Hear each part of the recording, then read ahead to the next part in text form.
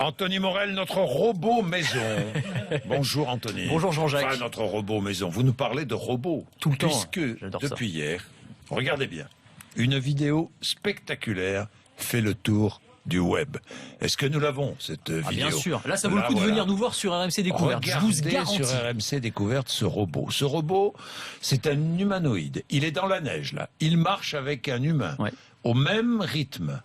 De manière totalement naturelle. Il prend un carton qu'il range, mais complètement naturellement. Regardez les mouvements de hanche. Là, on le voit qui se relève. Le mouvement de hanche, c'est hop incroyable. là, exactement comme un être humain. Et ce robot se comporte comme vous et moi, y compris, Anthony, quand on lui tape dessus. Exactement, c'est un robot. Alors il fait 1m75, 80 kg, et on va voir cette vidéo quand un être humain intervient, il va venir embêter ce robot en fait avec une crosse de hockey. Il arrive et puis il pousse le robot au niveau du torse très fort, et on pourrait s'attendre à ce que ce robot tombe en arrière comme une boîte de conserve. Pas du tout, il va faire un petit mouvement de recul tout à fait naturel comme un être humain. Il va avoir 2-3 pas de recul et il va retrouver son équilibre. On essaye de lui piquer sa caisse et là il a pris un petit carton, on pousse le carton à quelques mètres devant lui. Il se relève le robot et puis il regarde un petit peu partout, il est surpris, il retrouve son carton et il ne se distrait pas de sa mission. Il va suivre le carton absolument partout et aller le chercher, se baisser, le récupérer. Enfin, c'est absolument incroyable la façon dont il se déplace.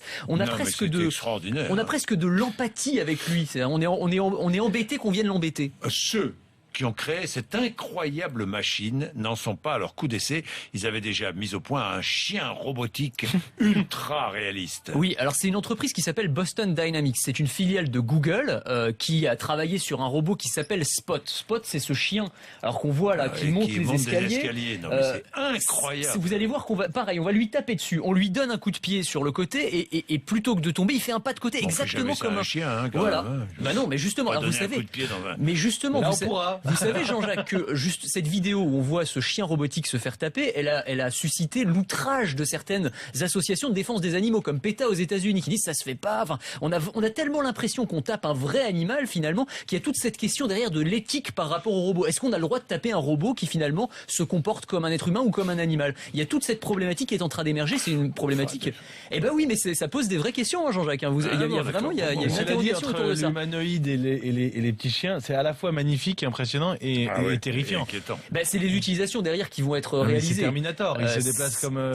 Là, on dirait les Stormtroopers de Star Wars, c'est un peu les robots de Star Wars. C'est vrai, après, ça dépend de l'intelligence qu'on leur donne et des tâches, évidemment, qu'on leur assigne. Les progrès dans la robotique sont impressionnants. Impressionnants. Vous avez déniché un robot samouraï, dites-moi, champion dans l'art ancestral du sabre japonais. Alors, il est incroyable aussi, celui-là. C'est un bras robotique auquel on a accroché un sabre et les robots sont très forts pour reproduire les gestes qu'on leur montre. Et donc, on a un maître du katana, du sabre japonais, qui a réalisé certains gestes devant ce robot, qui est capable de tout découper. Alors on le voit qu'il découpe un haricot dans le sens de la longueur, c'est complètement dingue. Attendez, un haricot dans le sens de la longueur. Faut le faire, hein, faut y aller. Le faire avec un sabre. Avec un sabre, il découpe une rose. Vous seriez capable, vous Non, mais même en m'appliquant,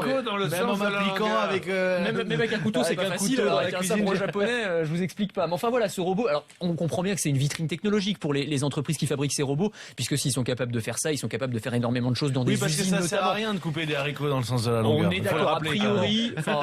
Non, mais je voudrais quand même qu'on soit précis. Pour un dressage particulier, éventuellement, dans une assiette, mais enfin bon, c'est un marché de niche, quoi. Oui. Merci, Anthony.